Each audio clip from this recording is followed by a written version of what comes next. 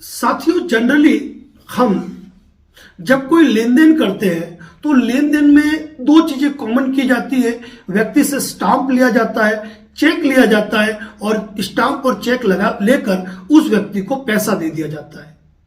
एक समय आता है कि उस व्यक्ति को पैसा वापस देना होता है।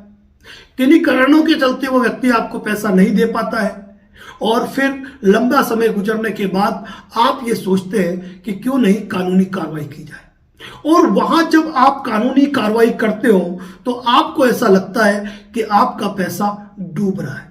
इसके पीछे सबसे बड़ा कारण क्या है? सबसे बड़ा कारण है यह है कि आपने ये सोच लिया कि मैं उससे स्टाम्प ले लूंगा, चेक ले लूंगा, मैंने उसको 10 लाख रुपए दिए और मैं वसूल कर लूंगा, क्योंकि मैं उसके खिलाफ चेक बाउंस कराऊंगा और चेक बाउंस का मुकदमा करूंगा। तो साथियों, आपने ये देखा होगा कि कई व्यक्ति चेक बाउंस कराने के बाद चेक बाउंस का केस हारते हैं, उनके पक्ष में निर्णय नहीं आ पाता। क्यों? आखिर क्यों? क्या ऐसी गलतियां करते हैं लोग जो कि आपको नहीं करनी है?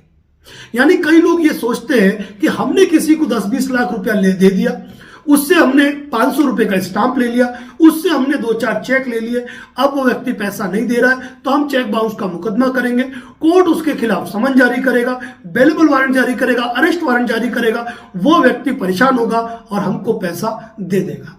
यदि उस व्यक्ति के पैसे देने की नीयत होती, या फिर कहूं कि कभी कभार ऐसी स्थितियां होती है कि वो चाहकर भी पैसा नहीं दे पाता है, लेकिन हारते क्यों है केस?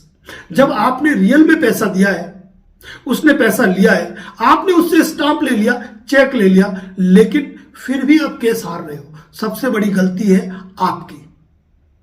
क्योंकि आप ये सोचते हो कि मैंने उससे स्टाम्प ले लिया और उसके खाली स्टाम्प पे साइन करा दिया, मैंने उनसे 3 चेक ले लिए, खाली चेक पे साइन करा दिए, यानी कि मेरा काम हो गया। साथियों, ये गलती बिल्कुल भी नहीं करनी है। यदि किसी व्यक्ति को आप 5 लाख, 10 लाख या 15 लाख रुपए की राशि दे रहे हो और उस जगह आप केवल एक खाली चेक और एक खाली स्टाम्प ले रहे हो, तो आप कुछ और नहीं कर रहे हो, आप अपने पैसों को डुबोने का काम कर रहे हो, आप अपने पैरों पे कुल्हाड़ी मारने का काम कर रहे हो। यदि आपने किसी को वास्तव में पैसा दिया है तो क्यों आपने खाली स्टाम्प लिया? आपने उस स्टाम्प पे लिखा पढ़ी क्यों नहीं कराई? आपने चेक खाली क्यों लिए? आपने चेक को उसी से नाम क्यों नहीं लिखवाया? उसी से चेक क्यों नहीं भरवाया? तारीख उसी से क्यों नहीं भरवाई? क्यों? क्योंकि आप सोचते हो कि मैंने तो पैसा इसको ब्याज पे दिया है, आज 10 लाख दिया है, अगर ये टाइम पे नहीं देगा तो मैं 20 लाख वसूल करूंगा। और इसी लालच में, इसी गलती में आप बड़ी गलतियां कर बैठते हैं।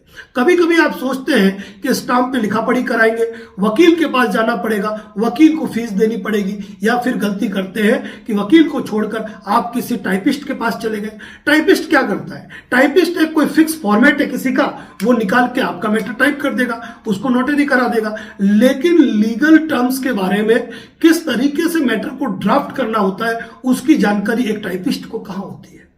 और ये चीजें बनती है आपके लिए मुश्किलों का सफर।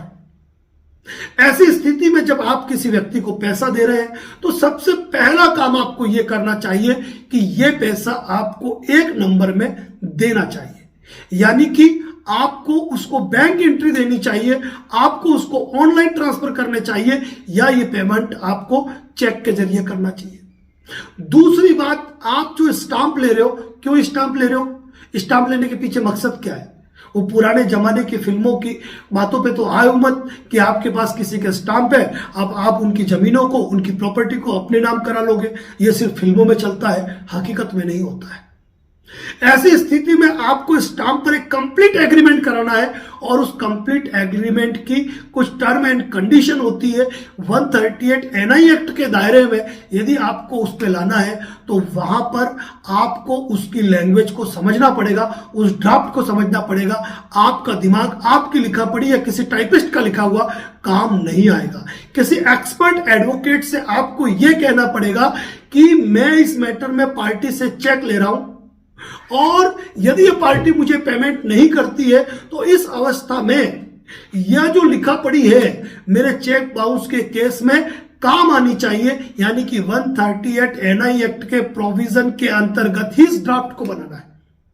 अब यह बात किसी टाइपिस्ट को कहोगे तो उसके समझ में नहीं आएगी, लेकिन किसी एक्सपर्ट वकील से आप ये कहोगे कि मुझे इसका ड्राफ्ट बना के दो, तो वह आपसे उस ड्राफ्ट की फीस चार्ज करते हैं और वही फीस आप नहीं देना चाहते हैं और यही कारण आप खाली स्टाम्प ले लेते हैं। आप किसी टाइपिस्ट से टाइप करा देते हैं 200-500 रुपए देकर और वह आपके 2-5 हजार बचाने के चक्कर में आपके लाखों रुपए पे आपको चपत लगती है। तो ऐसी गलती कभी नहीं करनी है। यदि किसी को पैसा दे रहे हैं तो उसका एक स्पेसिफिक फॉर्मेट है, एक स्पेसिफिक लैंग्वेज है, उस लैंग्वेज को आपको यूज करना होगा। मान लीजिए आप नगद पैसा भी दे रहे हैं तो उस नगद पैसे को भी किस तरीके से मेंशन करना है वह भी एक एडवोकेट बेहतर तरीके से आपको गाइड करता है, क्योंकि जरूरी नहीं हर व्यक्ति बैंक एंट्री दे, क्योंकि कई ऐसे व्यापार है जो नगद पे चलते हैं, जहां लाखों का लेन देन होता है, आदमी की वर्थ होती है कि वह किसी को नगद पैसा दे सकता है।